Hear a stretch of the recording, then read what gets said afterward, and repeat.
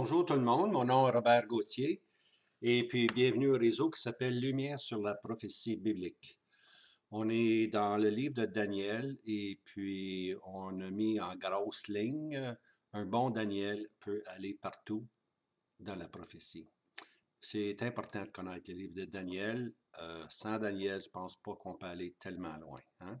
Si on regarde à l'Apocalypse, il y a des images, il y a des bêtes, hein, il y a des cornes, et puis tout ce langage-là, imagé pour ainsi dire, nous provient du livre de Daniel. Alors c'est important de bien comprendre le livre de Daniel. Et puis lorsqu'on a commencé cette série-là, je pense qu'on est rendu aux vidéos 41, là, j'aurais jamais pensé qu'on en avait tant que ça. Mais le puits est profond, le puits de la prophétie est profond, et puis Dieu peut nous y conduire, hein. Alors, si vous avez votre livre, tournez à Daniel chapitre 11. Et puis, avant de commencer, peut-être, moi juste mentionner que j'ai découvert un autre livre, puis je vais vous le montrer ici.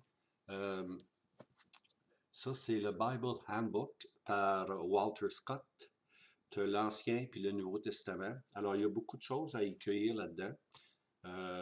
Je l'ai vérifié, il est très bien. Et puis, j'en ai sorti des idées aussi. Et puis, en passant, M. Walter Scott, il a écrit un livre sur l'Apocalypse, Revelation, by Walter Scott. Je ne sais pas si ça existe en français, mais c'est excellent, excellent. Alors, écoutez, on est dans Daniel chapitre 11, et puis on a mentionné qu'on pouvait séparer en deux, le, ben en deux, en plus qu'en deux, mais au moins il y a deux sections qui sont importantes. Là, c'est du verset, si vous avez votre Bible devant vous, là, regardez du verset 4 ou verset 3, si vous voulez, jusqu'au verset 19, si on peut dire, hein, ou 20, 23 à 20, c'est une section que l'Esprit de Dieu, comme j'ai mentionné dans l'autre vidéo, on va couvrir 175 ans d'histoire, OK? Mais l'histoire, c'est l'histoire des empires grecs et puis des successeurs de l'empire grec, OK? Alors, on va passer à peu près 17-18 versets pour couvrir une période de 175 ans. Mais à partir du verset 20, hein, à partir du verset 20 jusqu'au verset, je ne sais pas trop, le 20 à 30, peut-être 32, 20 à 32, on a maintenant une période de 10 ans. On couvre une période de 10 ans, mais l'emphase est mise maintenant sur un individu. Okay? C'est plus de l'histoire de 175 ans d'histoire, là. C'est une période de 10 ans dans la vie de cet individu-là qu'on va appeler Antiochus Épiphane. Okay? C'est un joueur important, ou c'est une image, ou c'est un prototype d'un joueur très important qui va se produire dans les derniers jours, hein, au temps de la fin. Okay? Alors, ce personnage-là, que l'esprit prophétique nous a introduit, pour Daniel, il était prophétique. Pour nous, il est de l'histoire. Je voulais juste vérifier si je m'étais enregistré, excusez-moi. Alors pour Daniel, c'était prophétique. Pour nous, maintenant, en l'an 2022, on regarde en arrière, puis c'est de l'histoire qui est arrivée. Mais la question à savoir, c'est qu'est-ce que c'est ce fait historique-là, ce personnage historique-là, est-ce qu'il ne nous fait pas comprendre quelque chose qui va se passer au temps de la fin, hein? Puis on n'est pas au temps de la fin, bien-aimé. On n'est pas au temps de la fin. Le temps de la fin ne commence pas maintenant. Le temps de la fin commence après l'enlèvement de l'Église, après que ces saints, ces rachetés, sont avec Christ dans la gloire. Le temps de la fin va graduellement commencer. OK? Et puis, ce qui est important, c'est que les trois, il reste une semaine prophétique selon Daniel 9. Il reste une semaine prophétique, il reste 7 ans pour accomplir la prophétie qui était dit sur le retour de Christ et puis l'établissement de son royaume. Mais premièrement, l'Église s'en va. OK? Alors, je pars ici, là, je vais aller dans mon petit médaillon dans le coin, là. On est arrêté à une diapositive qui est celle-ci. Daniel 11, 21. Et un homme méprisé s'élèvera à sa place, auquel on ne donnera pas l'honneur du royaume, mais il entrera paisiblement et prendra possession du royaume par des flatteries. On est rendu, bien-aimé, à partir du verset 21 à 32 à peu près, on est rendu maintenant à cet homme méprisé. Okay? Cet homme méprisé qui va s'élever. Okay? Alors, c'est de lui, on va zoomer vraiment sur cet individu-là. Alors, on est rendu en l'ère 175. On arrive maintenant à l'épisode d'un individu qui s'appelle Antiochus Épiphane, OK? 4, de 175 à 164 avant la venue du Seigneur Jésus. Alors ça, c'est la deuxième période. Comme je disais, c'est les derniers 10 ans, OK? Daniel 11, 21 à 32. Vous pouvez faire des lignes, vous pouvez faire des marques dans votre Bible pour indiquer, voici, les premiers versets, c'était 175 ans d'histoire. Maintenant, c'est les derniers 10 ans avec un individu méprisé qui va s'élever.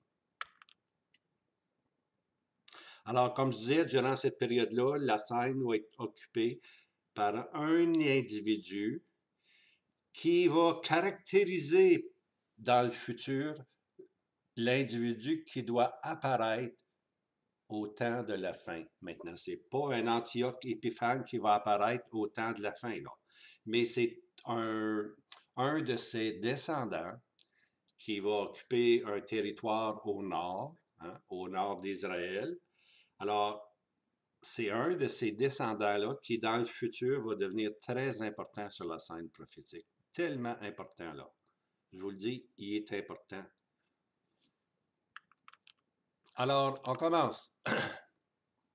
Un homme méprisé s'élèvera à sa place, auquel on ne donnera pas l'honneur du royaume.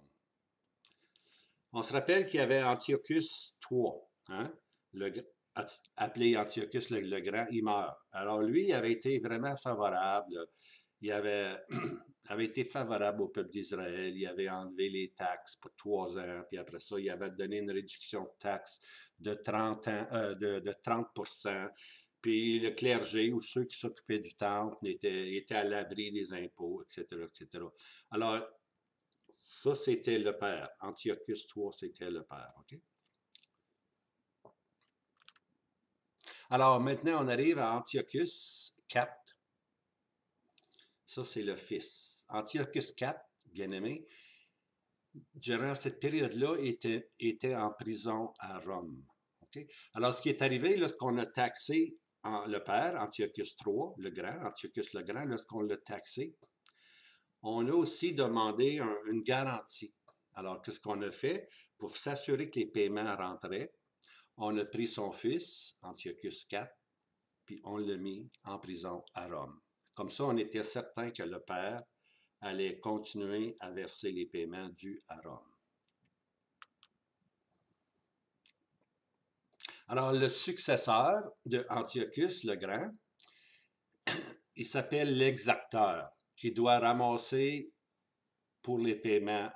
On l'appelle l'exacteur, il y a un nom, là, mais on va simplement l'appeler l'exacteur parce que c'est lui qui, à la mort d'Antiochus III le Grand, c'est lui qui était maintenant responsable. D'ailleurs, toute sa vie a été consacrée à ramasser des taxes. C'est un collecteur de taxes. OK?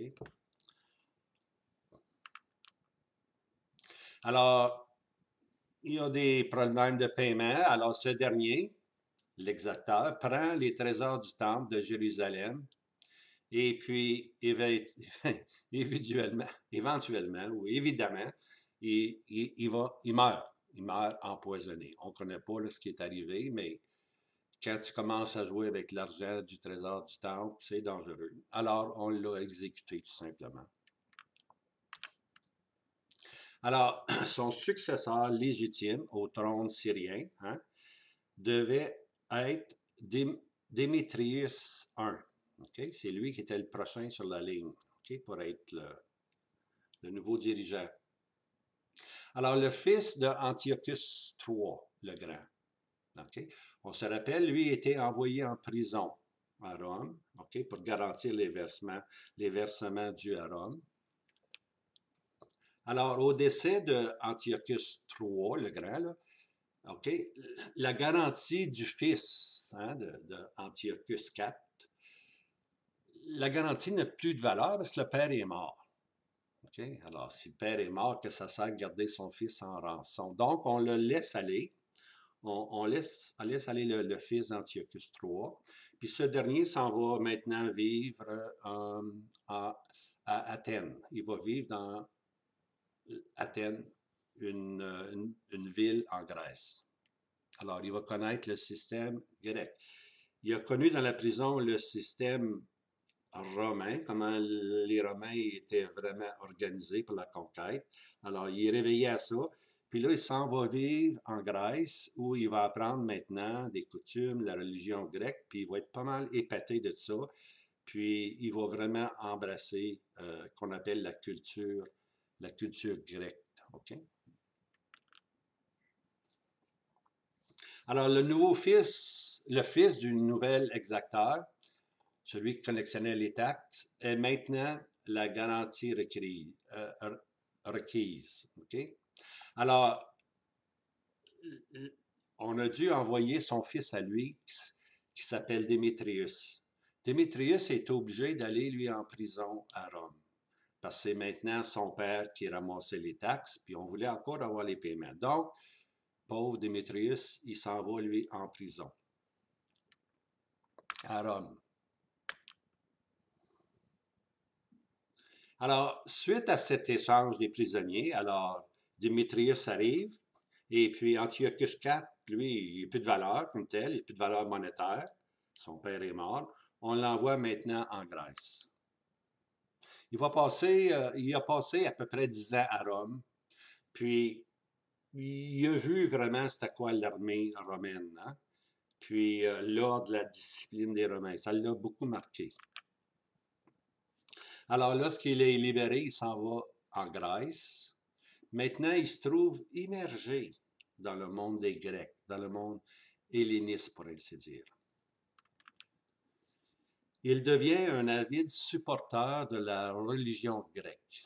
Et il aime beaucoup les Olympiques grecs et puis il aime beaucoup la philosophie grecque. Il est vraiment là, vraiment, il embrasse cette culture-là. Vraiment, il l'embrasse. Alors, lorsque le roi, l'exacteur qu'on parle, meurt empoisonné, Antiochus IV décide, lui, d'usurper le trône. Okay? Quand l'exacteur a été empoisonné, hein, puis son fils a été mis en prison à Rome, Démétrius, Antiochus, lui, était déjà, lui, à Athènes, puis maintenant, il veut prendre contrôle du Nord. Okay? Il veut vraiment contrôler toute l'Asie. Okay? Alors, il mobilise des alliés. Il y en a plusieurs qui sont en faveur de lui. Alors, il va mobiliser des amis. Et puis, finalement, il va prendre l'Asie mineure. Il va devenir le roi de l'Asie mineure. Maintenant, au lieu d'aller directement et dire je veux être roi en Asie mineure, en Asie mineure, il va, comment est-ce qu'on pourrait bien dire, il va avoir une certaine pensée qui va dire aux gens, je ne veux pas détrôner euh, Démétrius I, son neveu Démétrius I. Hein? Lui est encore en prison à Rome. Je ne veux pas le détrôner. Maintenant, il y a un autre fils, l'exacteur a eu un autre fils qui était petit enfant, OK? Puis, il en profite pour le faire assassiner. Okay? Alors, un des fils de l'exacteur est à Rome, en prison, Démétrius I. Son autre fils, qui était beaucoup plus jeune, Antiochus, le liquide, puis il le fait assassiner. Dans le fond, ce qu'il disait, Antiochus IV, c'est « Oh, je ne veux pas prendre le trône, moi. Je veux juste préparer le trône pour les enfants de l'exacteur. Hein? Je veux juste préparer le trône. » Mais c'était simplement des mensonges. Puis, éventuellement, il se déclare le seul roi de la Syrie. Alors, il se déclare maintenant roi.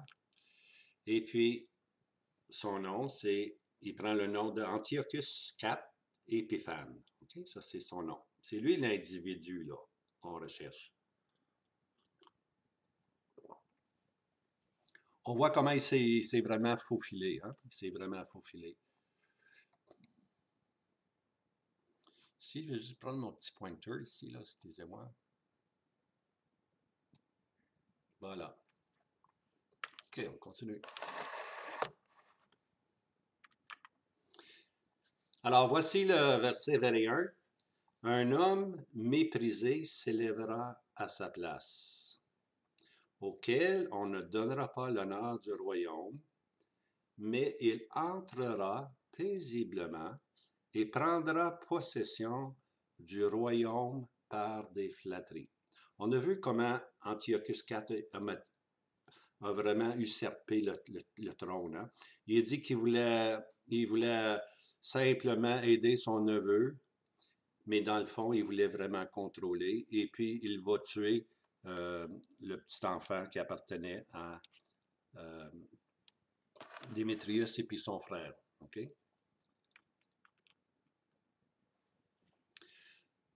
Maintenant, Antiochus Épiphane, le dernier mot signifie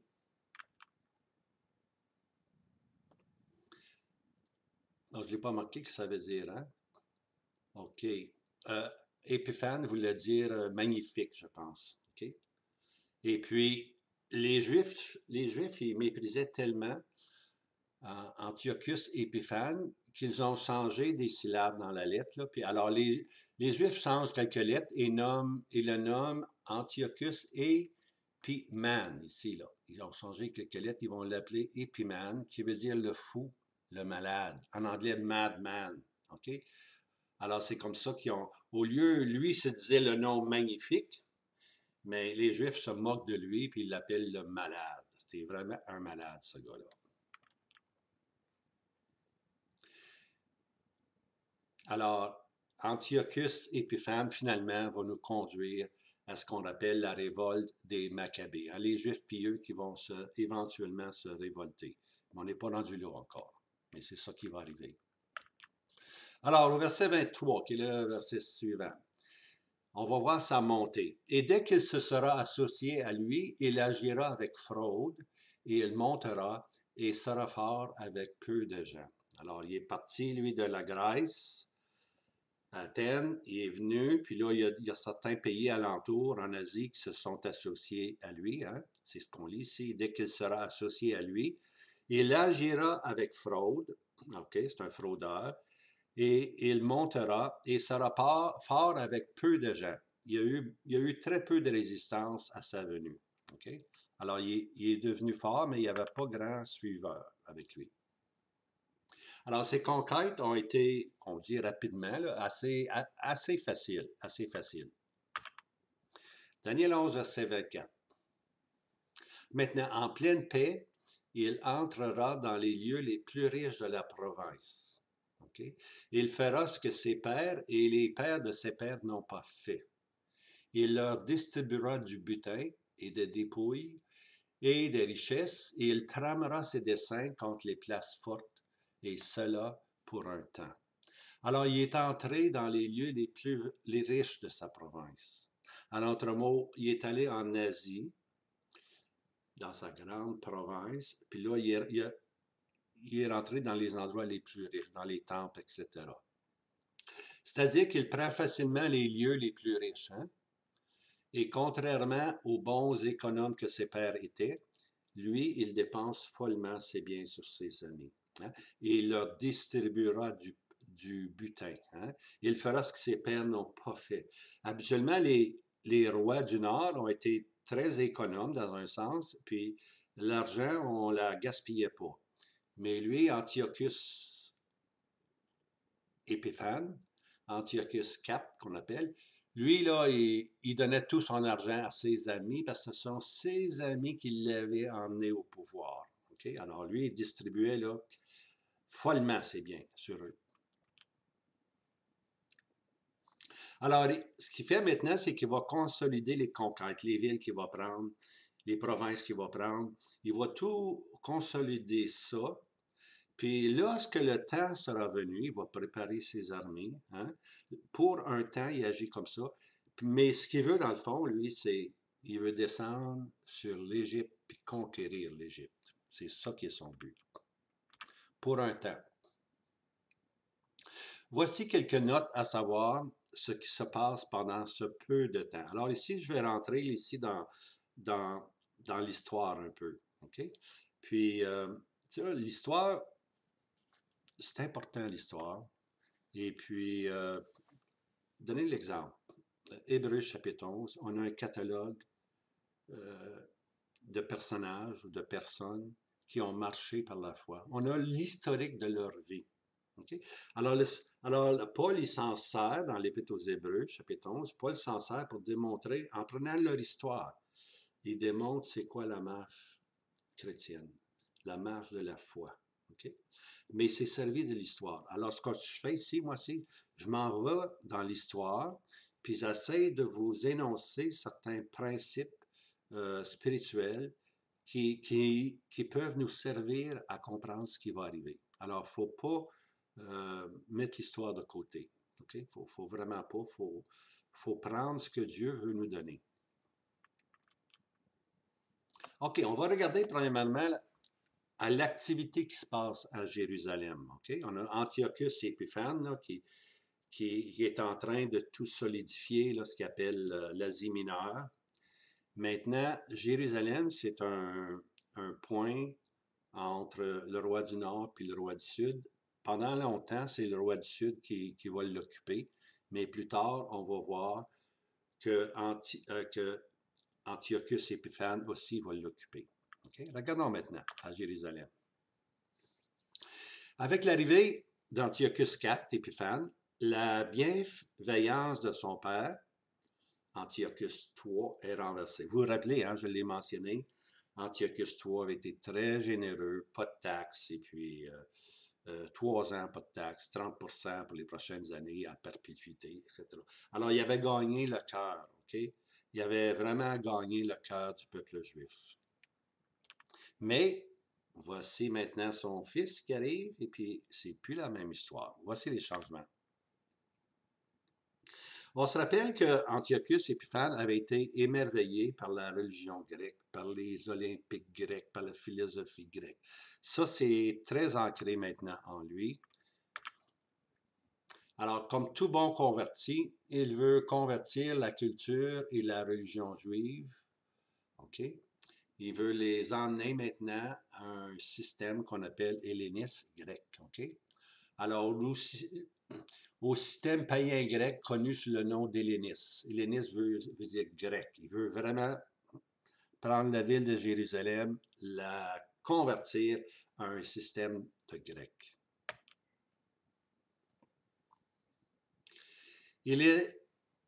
On se rappelle, son but, c'est d'aller attaquer. Hein? Mais pour un temps, il est en train de solidifier les provinces qu'il a. Il solidifie, puis il est en train de se créer une armée. Mais ce qu'il veut aussi, c'est qu'il a besoin d'argent. S'il veut avoir une grosse armée, ça lui prend beaucoup de fonds, parce que ses amis, ils payent, dans un sens, tu vois. Il est avide d'accumuler une grande somme en or pour éventuellement attaquer l'Égypte. Alors voici maintenant, il va changer le système de taxes. Il va commencer à taxer Jérusalem, puis une taxe par-dessus un autre, par-dessus un autre. Les taxes n'arrêtent pas, ils se succèdent, ils changent continuellement. Alors, il y a maintenant le mécontentement qui s'installe parmi les Juifs et plusieurs demandent à l'Égypte de leur venir en aide. Okay? Ils étaient maintenant alourdis par les taxes. Ils se tournent vers le sud puis disent au sud, au roi du sud, peux-tu venir nous aider? Hein? Peux-tu venir nous aider? On était bien mieux lorsqu'on était sous ta juridiction. On te demande de venir nous débarrasser de cet individu-là. Maintenant, dans Jérusalem, il y a deux groupes en opposition l'un contre l'autre. Okay? Maintenant, ces deux groupes-là, je vais les mentionner, là, ces deux groupes-là, là, sont un proto-style, OK, de ce qu'on va trouver au jour lorsque le Seigneur Jésus va venir sur la terre. Il va y avoir un groupe qu'on appelle les Sadducéens, puis un autre groupe qu'on appelle les pharisiens. Okay? Ici, maintenant, on va voir leur origine. Ils n'ont pas encore pris ce nom-là, ils vont prendre un autre nom, mais lorsque le Seigneur Jésus va venir, comme peut-être 100 ans plus tard, lorsque le Seigneur Jésus va venir, ces deux groupes-là vont être très, très importants. Alors, voici le développement en cours. Le premier groupe prend le nom de Oniad. Okay? Plus tard, on va prendre le nom des pharisiens. Okay? Alors, le nom provient de Onias III. Okay? C'était le légitime grand sacrificateur de la lignée de Tsadok. On donne aussi un autre nom. On les appelle aussi, au lieu de les appeler les Onidades, on peut aussi les appeler les Hassidim, okay? Dont le mot veut dire pieux. Okay? Alors, il y a ceux qui sont de la descendance de la vraie sacrificature de Sadak. Ils prennent le nom des Hassidim, des pieux. Ceux-ci, on va les appeler les conservateurs, okay? Les traditionalistes.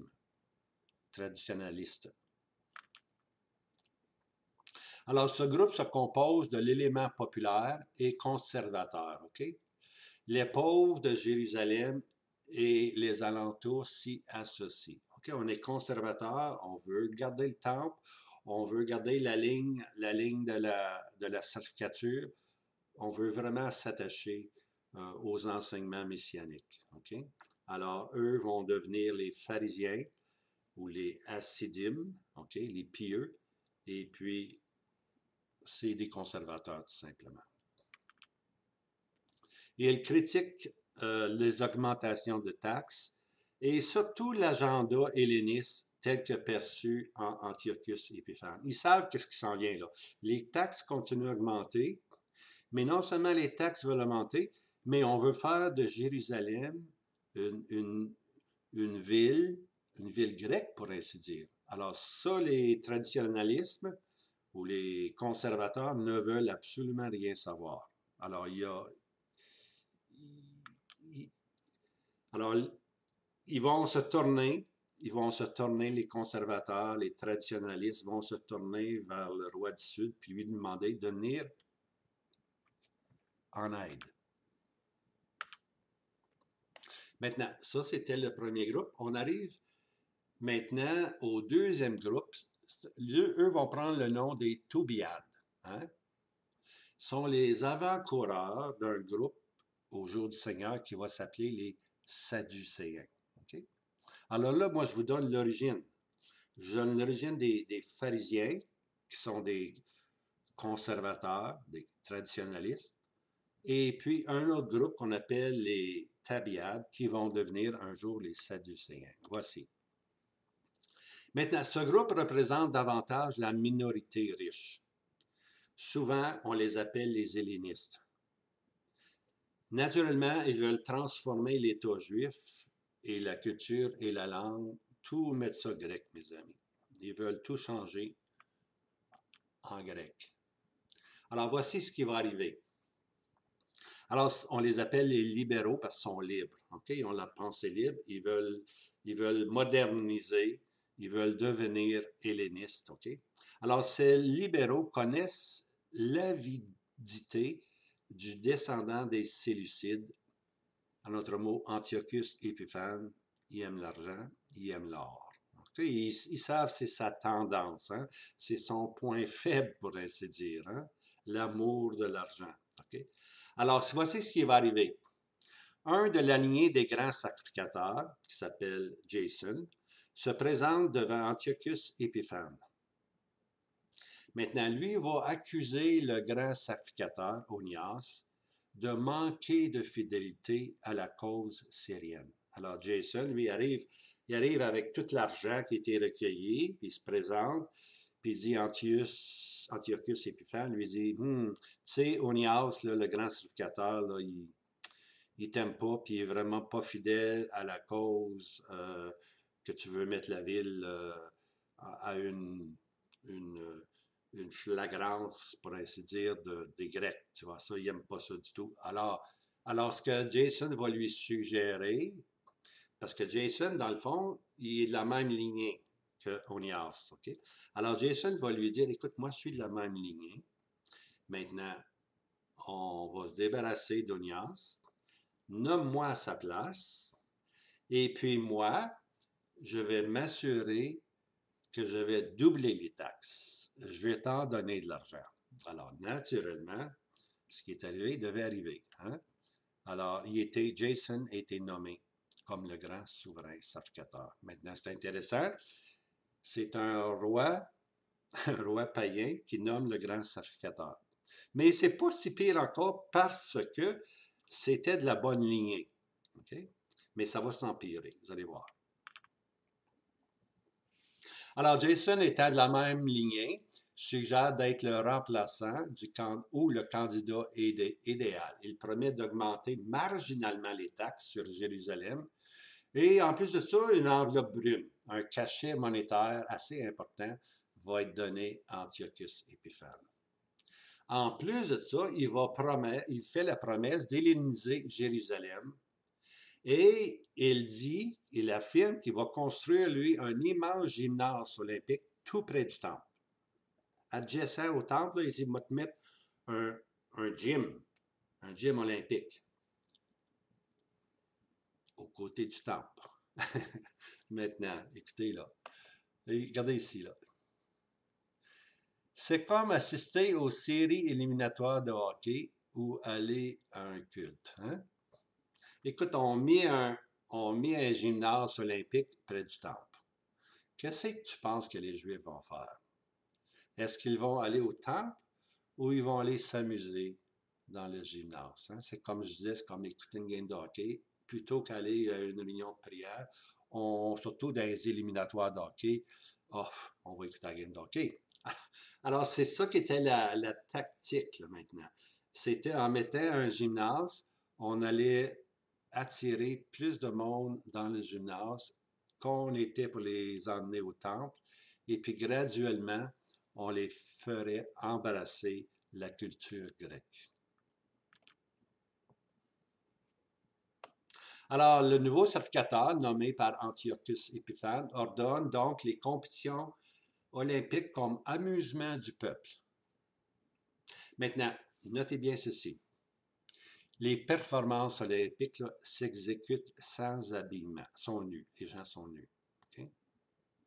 Maintenant, les compagnons de Jason, hein, ou Jason, là, sont tellement passionnés.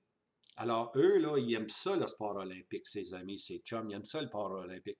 Ils veulent tellement paraître de vrais Grecs qu'ils iront même à faire une opération de coudre la chair au gland de la Vierge mâle. Parce qu'ils étaient circoncis. Hein? Ils n'avaient pas de peau. Alors, pour éviter que ce soit vu comme étant des Juifs, ils vont faire une opération de se coudre de la chair. OK? Alors, de cette façon-là, la circoncision est ainsi camouflée. Qu'est-ce qu'on ne peut pas faire? Hein? Qu'est-ce qu'on ne peut pas faire? Et puis aujourd'hui, le croyant n'est pas à l'abri. Hein? Lorsque les tentations sont là de grandir dans le monde, parce que le monde, c'est une force. Hein? Le train de ce monde. Hein? Le train de ce monde, on est tellement activé par le train de ce monde.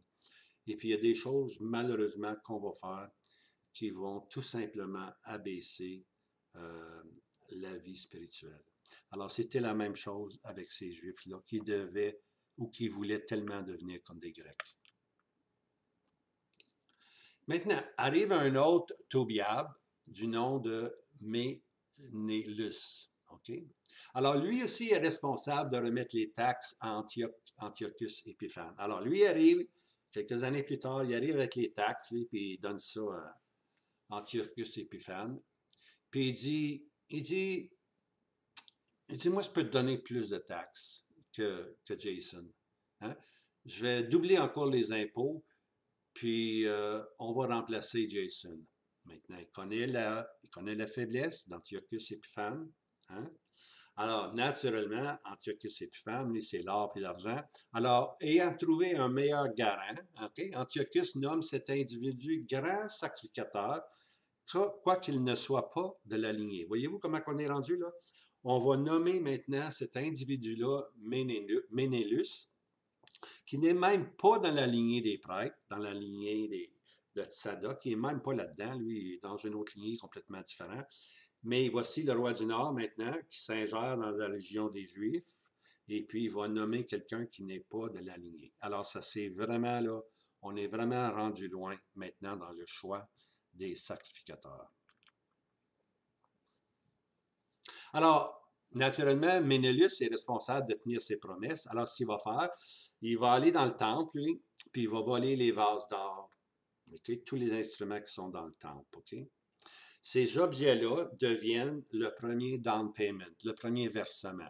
Il dit, voici maintenant des ustensiles, des vases du temple, là, je te les donne pour te démontrer ma bonne foi. Okay? Alors, il enrichit les coffres militaires d'Antiochus avec de l'or et de l'argent. Maintenant, il fait aussi tuer le grand sacrificateur. Okay?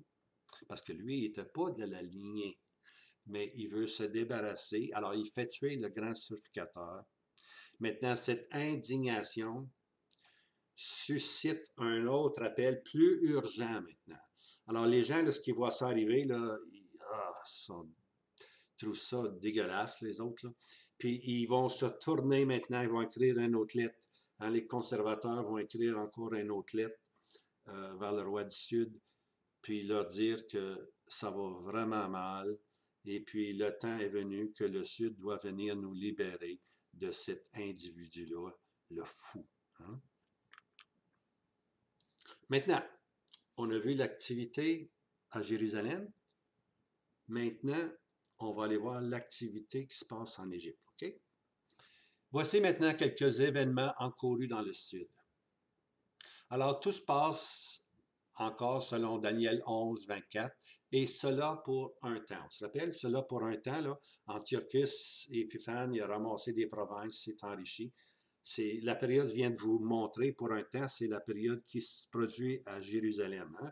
Deux groupes vont s'opposer. Deux groupes vont s'opposer. Le groupe des traditionnalistes ou des conservateurs contre le groupe libéral qui veut devenir grec. Okay? Maintenant, en Égypte, il se passe aussi de l'activité. Voici ce qui se passe en Égypte. On se rappelle sans doute le moment où l'épisode quand Antiochus III, le grand, là, le père d'Antiochus IV, a donné la fille des femmes. Okay? Il a donné sa fille des femmes, hein, qui s'appelle sa fille Cléopatra de 17 ans à Ptolémée V, âgé de 13 ans. Okay? Alors, le roi du Nord avait donné la fille des femmes, sa propre fille, Cléopatra, en mariage avec le jeune Ptolémée, qui était maintenant, il avait 5 ans quand on l'a vu dans l'autre épisode. Maintenant, il est rendu à 13 ans. Alors, il va y avoir un mariage entre Cléopatra et puis Ptolémée V, le jeune roi de 13 ans. Ce roi-là, Ptolémée V, avant d'atteindre ses 30 ans, il meurt mystérieusement. Okay? Alors, Cléopatra, elle est veuve, puis elle a 2 fils qu'elle a eus avec Ptolémée V, elle a 2 fils, puis elle a aussi une fille qu'elle appelle Cléopatra II, numéro 2. Okay? Cléopatra II. Alors, ces 3 derniers-là, c'est-à-dire les 2 fils, hein, et puis Cléopatra, c'est des neveux puis des nièces, okay? Parce que Cléopatra se trouve être la sœur d'Antiochus IV. Okay? Alors, on les appelle ses 2 neveux puis sa nièce. Okay? Maintenant, la reine Cléopatra, quand son mari est mort à 30 ans, elle a vieilli, elle, puis elle prend de l'âge, et puis les années commencent à la taxer, ça devient difficile pour Cléopatra. Alors, dans les coutumes égyptiennes, la pratique acceptable est souvent de marier sa sœur. Lorsqu'il lorsqu'on veut garder la lignée, OK, lorsqu'on veut garder la lignée des pharaons, pour ainsi dire, ou des rois du Sud, souvent on se marie, puis ça c'est acceptable pour eux de marier ta sœur. Alors, ce que Cléopâtre va faire avant de mourir, elle va s'assurer que son fils va être marié à sa sœur et ainsi prendre le trône. Okay?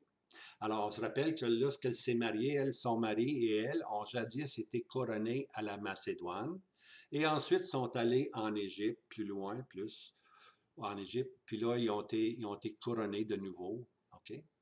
Elle fait de même maintenant pour son fils. Okay? Elle fait de même ici, là, elle fait de même pour son fils. Elle va faire un mariage à la Macédoine, puis ensuite un mariage comme à la façon égyptienne. Alors, son fils s'appelle Ptolémée Philométor et sa fille, naturellement, c'est Cléopâtre II. Okay? Alors, le frère et la sœur ici sont unis ensemble et puis ils deviennent le roi du Sud, pour ainsi dire. En l'année 176, Cléopâtre meurt. Et l'année suivante, le nouveau roi et sa sœur reçoivent des demandes d'aide des Oniades. Ça, c'est le groupe conservateur. Okay? Là, les années ont passé. Là. Cléopâtre est morte. Et puis, le nouveau roi puis sa sœur, hein, maintenant, ils ont reçu ces lettres-là.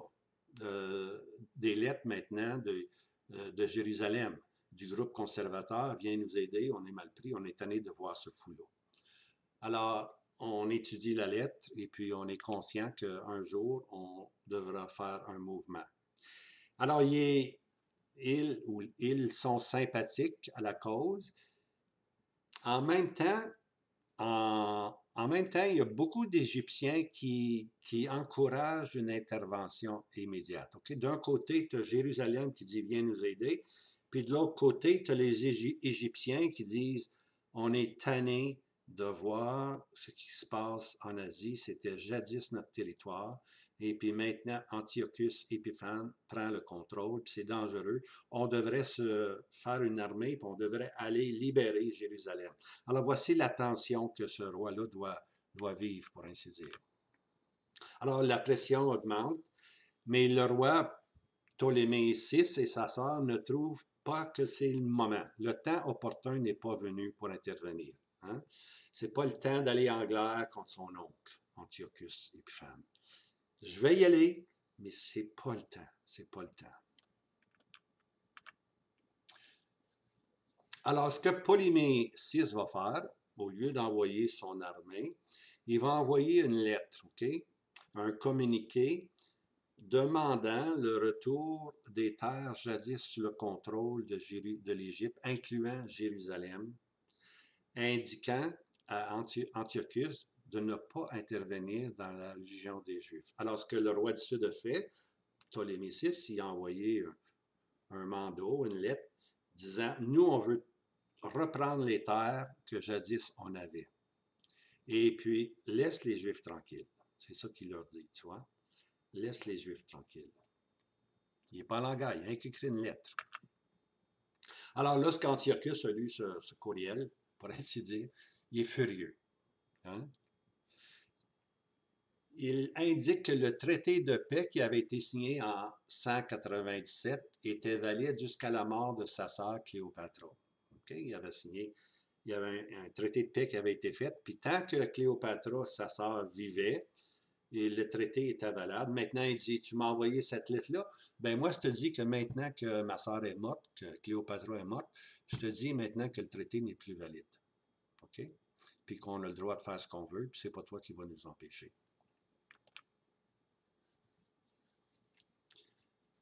Ici, on est approximativement en 175, un an après le décès de Cléopâtre. OK? Alors, c'est un vieux traité qui avait 22 ans, pour ainsi dire. Okay?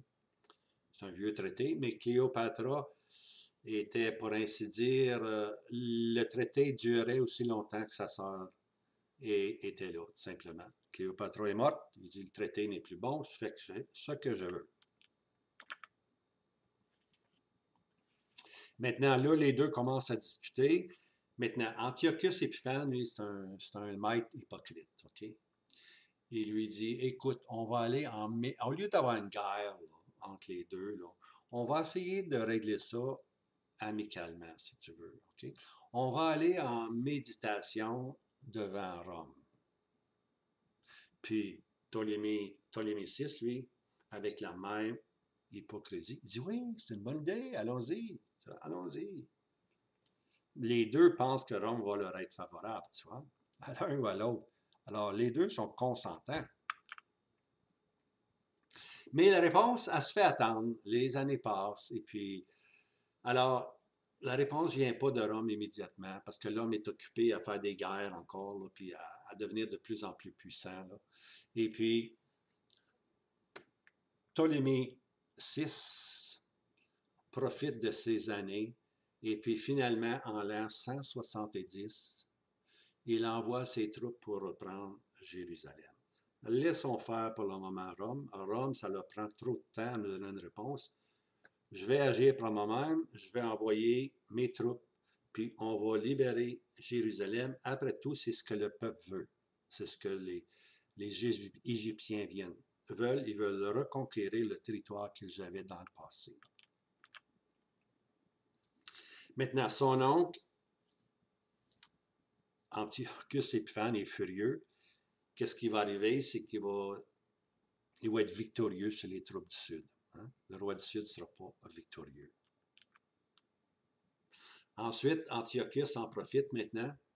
Il va prendre possession de l'île qui est au sud, là, Chypre, au sud de l'Égypte. Et il prend tout l'Égypte sauf Alexandra. Alors, il va prendre le Chypre, puis il va prendre toute l'Égypte, mais la ville d'Alexandra, il n'est pas capable. Il n'est pas capable. Elle est trop bien protégée, pour ainsi dire. Mais il va prendre tout le reste de l'Égypte. Maintenant, à cette époque-là, lorsque le roi du Nord envahit, Ptolémée VI, lui, il va être trahi par quelques-uns des siens, puis il va devenir captif des Syriens. Okay? Je pense que les versets vont venir là, bientôt. Alors voici ici, on voit ici que Antiochus Épiphane va arriver ici, il va saisir Cyprus ici, puis finalement il va s'en aller vers l'Égypte. Il va tout prendre l'Égypte, sauf Alexandra, la ville.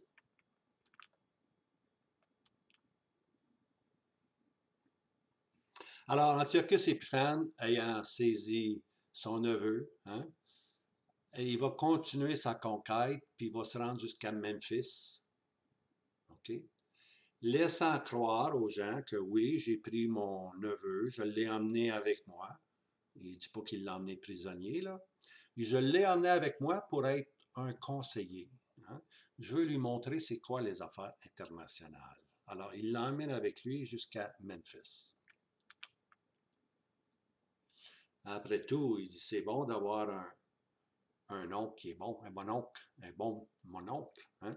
Alors, moi, je vais l'éduquer. Mon petit-neveu, je vais en prendre soin, faites-vous-en pas.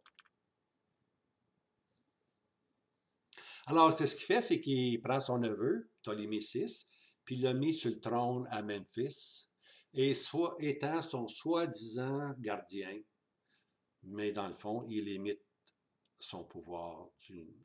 Le neveu, il est là, mais ce n'est qu'une marionnette, pour ainsi dire. Hein. Mais ça semble beau aux yeux des gens. Alors, dans ce rôle-là, il pense pouvoir limiter l'intervention de Rome. Alors, lui, il dit, ben, mais que Rome donne une réponse, je vais leur expliquer que Ptolémée VI, il était trop jeune pour ces grosses choses-là, là, ces développements internationaux. Il était trop jeune, je m'en viens l'éduquer, tout simplement. Soyez patient avec moi. Alors, ici, on voit là, il a saisi Chypre, puis là, il va descendre tout le long ici, puis il va aller jusqu'à Memphis. OK? Daniel 11, verset 25. Ici, on lit « Et il réveillera sa puissance et son cœur contre le roi du Médie, le roi du Sud, avec une grande armée. » Alors ça, c'est le roi du Nord. Là. Et là, sa puissance est faite, là. Puis son cœur est contre le roi du Midi. Et le roi du Midi, Ptolémée VI, s'engagera dans la guerre avec une grande et puissante armée, mais il ne tiendra pas, car ils trameront leurs desseins contre lui. Alors, on a vu que le roi du Sud n'a pas été victorieux. Pourquoi? Parce qu'il y avait des gens qui ont tramé contre lui, des gens assis à sa propre table l'ont, pour ainsi dire, trahi. Ses amis égyptiens l'ont tout simplement trahi. Hein? Alors, comme je disais, l'Égypte va être assujettie sauf Alexandria. OK? Alexandria, hein? Alex le Grand, la ville. OK? Alors, le roi du Midi, lui, n'a pas pu résister. L'Égypte, maintenant, appartient au roi du Nord. Ses amis à la table ont trahi Ptolémée VI. Et puis finalement, on arrive au verset 26, 11-26. Et ceux qui mangeaient de ses mets délicats le briseront, et son armée se désoudra, et beaucoup de gens tomberont tués. C'est ça qui est arrivé. Hein? Ceux qui mangeaient ces mets délicats, ceux qui mangeaient à la même table que Ptolémée VI, ils l'ont vraiment trahi. Entre-temps, pendant qu'ils s'en vont aux autres sur Memphis, pendant ce temps-là, la ville d'Alexandria décide que le plus jeune des fils, okay, de Ptolémée sera le vrai roi d'Égypte. Okay? Ptolémée VII. Okay? On se rappelle qu'il y avait 2 enfants puis une fille. Il y en a un qui s'est marié avec sa sœur, mais il en reste un autre. Alors Alexandria dit, écoutez, là, nous, là, on rejette ces attaques-là du roi du Nord, puis nous, on va nommer maintenant Ptolémée VII comme mon roi d'Égypte. Oh là là là là, Antiochus Épiphane, l'oncle, il n'était pas content de ça. OK?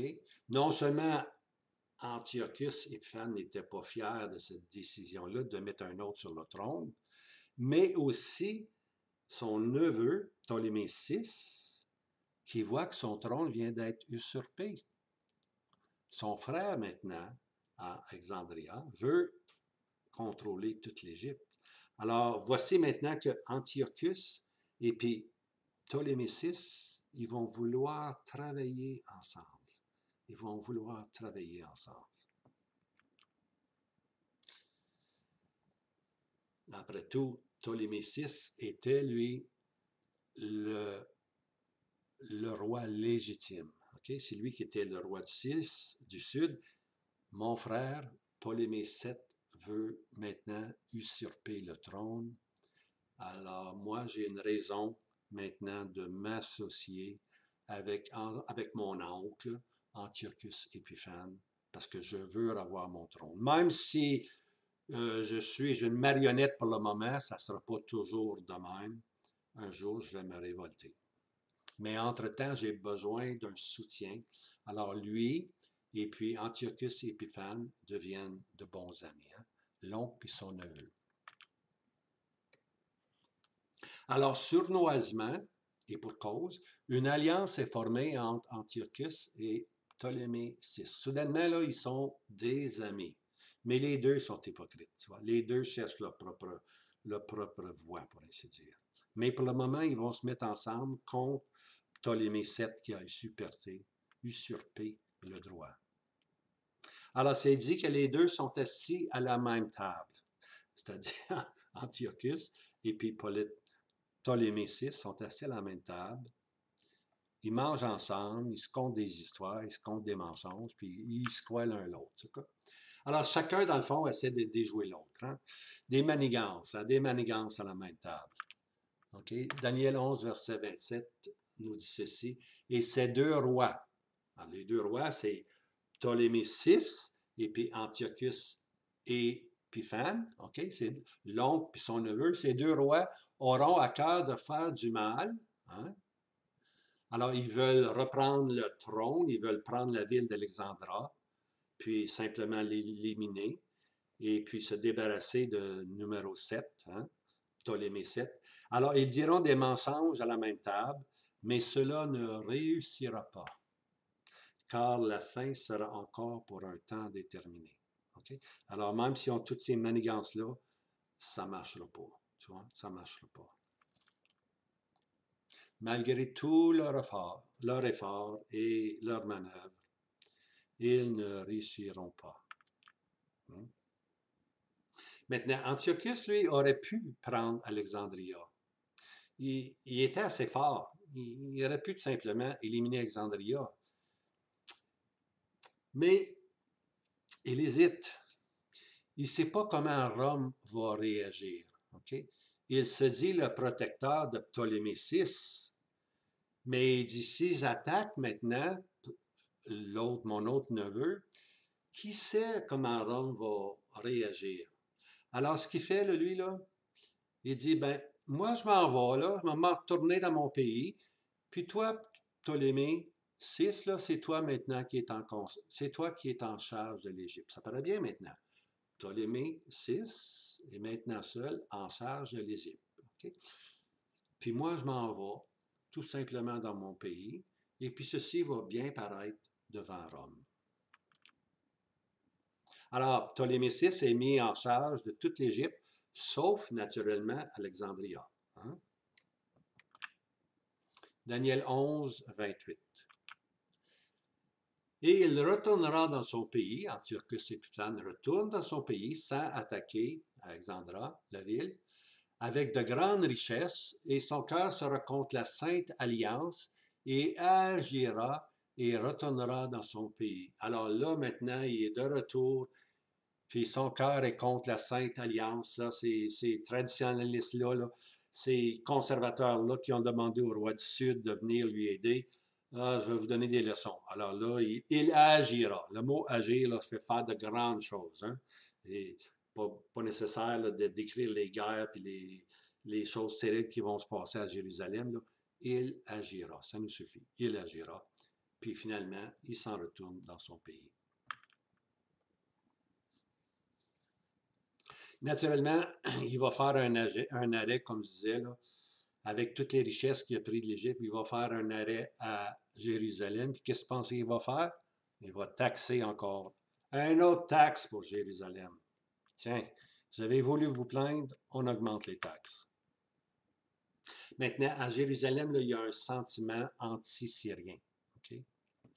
De plus en plus, le peuple s'enflamme contre le régime de Antiochus Épiphanes, contre le roi de la Syrie, pour ainsi dire, le roi du Nord. Alors là, ça commence à brasser à Jérusalem. La question reste compliquée pour l'Égypte. Qui va gouverner? Hein?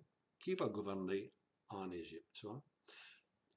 Alors là, tu as Ptolémée VI avec sa sœur, et puis tu as Ptolémée VII qui était à Alexandria. Alors là, à un moment donné, c'est la femme, Cléopâtre II, du roi Ptolémée VI, qui va intervenir. Elle va aller trouver son frère, puis elle va leur dire, écoutez, là, on est de la même famille, l'Égypte, c'est vraiment notre territoire, il faut travailler ensemble. Alors, ils vont créer une gestion à trois. On appelle ça triumvirat, trois. Trois vont contrôler. Okay? Alors, ces trois-là, maintenant, contrôlent l'Égypte. Mais en 168, Ptolémée VII prend le contrôle et puis il va chasser son frère aîné. Hein? Va-t'en, je ne veux plus te voir, amène ta femme avec toi. C'est moi maintenant qui prends tout le contrôle. Alors, Antiochus, lui, quand il voit ça arriver, là, il est furieux.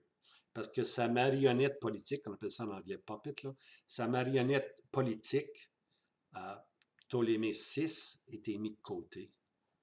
Okay? Alors, il n'a vraiment pas apprécié ça. Alors, immédiatement, là, une autre campagne guerrière se dirige vers le sud dans le but de reprendre maintenant complètement toute l'Égypte. Okay? sous prétexte de rétablir Ptolémée VI. Moi, je m'en vais libérer l'Égypte de celui qui a usurpé le trône de mon premier neveu. Hein? Je vais rétablir Ptolémée VI. C'est ça que je vais faire. C'est la raison pourquoi je viens pour libérer, non pas pour conquérir, je viens pour libérer mon neveu.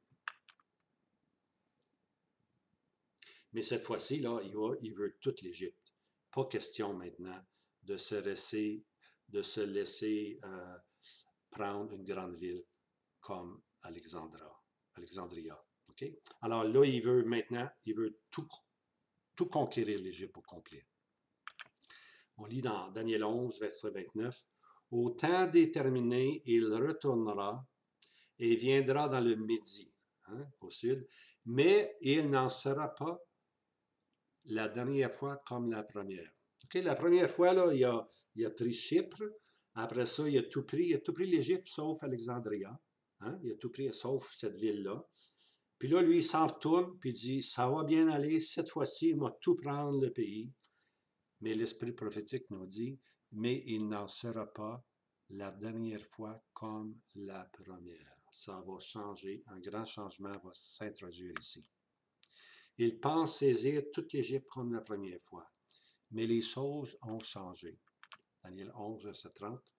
Car les navires de Kittim viendront contre lui, et il sera découragé, et retournera, et il sera courassé contre la Sainte Alliance, et il agira, et il retournera et portera sa notation sur ceux qui abandonnent la Sainte Alliance. On va prendre ça. Premièrement, les navires de Kittim viendront sur lui. Alors, voyant, Rome avait été tranquille, on se rappelle, Rome voulait protéger l'Égypte parce que l'Égypte lui donnait tout son blé. Ben, lui vendait tout son blé. Alors, Rome dépend beaucoup de l'Égypte. Okay? Mais ils ont été là à répondre à la question parce qu'il y avait encore beaucoup de conquêtes, beaucoup de cas à régler. Il y avait des guerres en Grèce partout. Puis, alors là, lorsqu'ils voient là, les avancements d'Antiochus Épiphane, là, Rome décide d'intervenir. Okay? C'est ça que ça veut dire, les navires de Kittim viendront. Ça veut dire que c'est Rome maintenant qui se présente. Rome, on est encore dans le temps des empires, de l'Empire grec, hein, qui a été séparé en quatre, mais surtout le roi du Nord, puis on est encore dans la période de l'Empire grec. Mais voilà maintenant un autre empire qui est en train de se dessiner, pour ainsi dire, dans l'arrière-plan. Okay? Puis ça va devenir l'Empire romain éventuellement. Maintenant, Rome n'est pas encore l'Empire romain, mais Rome est une puissance très, très grande. Hein?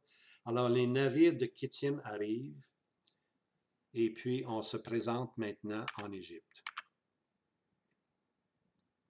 Alors, le Sénat romain envoie un militaire sous le nom de Pompilius. Okay? Alors, voici maintenant un représentant de Rome. Okay? Ce dernier est chargé d'émettre un ultimatum à Antioche Épiphane. Hein? Les navires de Kittim sont représentés par un soldat ou un militaire, un sénat, c'est des Romains, Pompilius. Alors lui, il va dire, il est chargé, lui, par le sénat de dire à Antiochus, c'est fini, tu arrêtes ici. Tu vois? Alors il lui dit tout simplement, quitte immédiatement l'Égypte ou fais face à la colère de Rome. Oh là là là là, hein? Alors, Antiochus Épiphane croyait lui avoir ça facile. Maintenant, Rome est là. Alors, là, il se met à bégayer, puis il ne donne pas de réponse. Il ne donne pas de réponse. Alors, Pompilius fait immédiatement un cercle sur le sable. Il prend son bâton, puis il fait le tour d'Antiochus Épiphane. Puis il lui dit ceci, Antiochus, tu ne sors pas de ce rond-là avant de me dire si tu vas te soumettre ou non. Tu dois nous dire immédiatement ce que tu penses faire. Donne-nous ce que tu vas faire. Sinon, Rome est en guerre contre toi. Puis tu ne sors pas de ce rond-là avant de me dire tes intentions. Ici, on a la photo, voyez-vous, le bâton. Ça, c'est Antiochus Épiphane. Ça, c'est le représentant du Sénat. Il dit, regarde ici, j'ai une lettre ici, là. Tu dois quitter l'Égypte à jamais. Sinon, tu es en guerre contre Rome. Qu'est-ce que tu veux faire? Hein? Qu'est-ce que tu vas faire? On voit que Rome est vraiment rendu une puissance, là.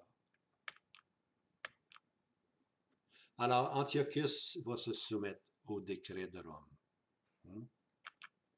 Il se dit en lui-même, une victoire sur l'Égypte ne vaut pas la peine de se mettre en guerre avec Rome. Hein?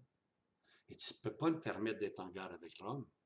Alors pourquoi essayer de vaincre l'Égypte si je me mis à dos à Rome? Ils vont venir m'attaquer, puis là, je vais tout perdre. Alors, il se soumet tout simplement. Pas volontairement, mais il est obligé de se soumettre. Daniel 11, verset 30. Car les navires de Kittim viendront contre lui, et il sera découragé. Okay? Et il retournera, et il sera courassé. Maintenant, il est en beau, maudit. Hein? Là, il est humilié au bout. Là. Lui, il pensait conquérir ça, tout simplement. Puis voilà que Rome est intervenu, les navires de Kittim sont intervenus. Il est courassé contre la Sainte Alliance. Là, il est en maudit contre les Juifs. Hein? Et puis, parce que c'est les Juifs qui ont fait appel au roi du Sud, puis le roi du Sud a fait appel à Rome. Puis, en tout cas, il agira, encore là, il agira, il fait de grands exploits. Et il retournera et portera son attention sur ceux qui abandonnent la Sainte Alliance. Hein. Ceux qui abandonnent la Sainte Alliance, c'est les Juifs qui ne regardent plus vraiment au Messie, hein, ceux qui abandonnent la Sainte Alliance. Alors, frustré, il repart avec la pensée de s'arrêter encore une autre fois à Jérusalem. Je vais m'arrêter à Jérusalem. Ils vont y goûter. C'est ça qu'il dit, tu vois.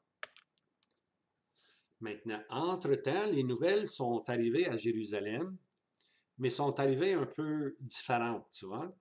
La nouvelle que les Juifs reçoivent à Jérusalem, c'est qu'Antiochus, l'Épiphane, le fou, est mort. Puis c'est le gros party.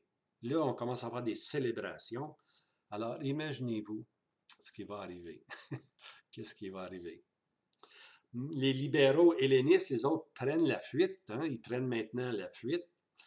Les libéraux, ceux qui voulaient devenir des Juifs hellénistes, s'enfuient vers l'Égypte. Puis là, ils rencontrent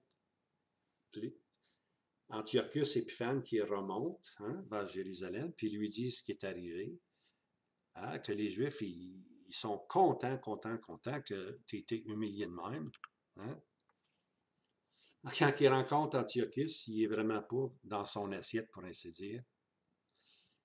Mais cette fois-ci, il ne sera pas humilié une deuxième fois par ces maudits Juifs-là.